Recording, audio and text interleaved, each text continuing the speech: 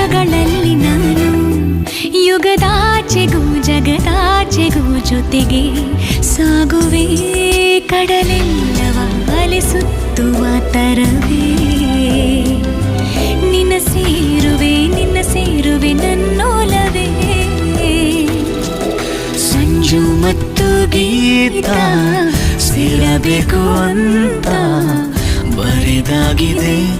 ಇಂದು ಬ್ರಹ್ಮನು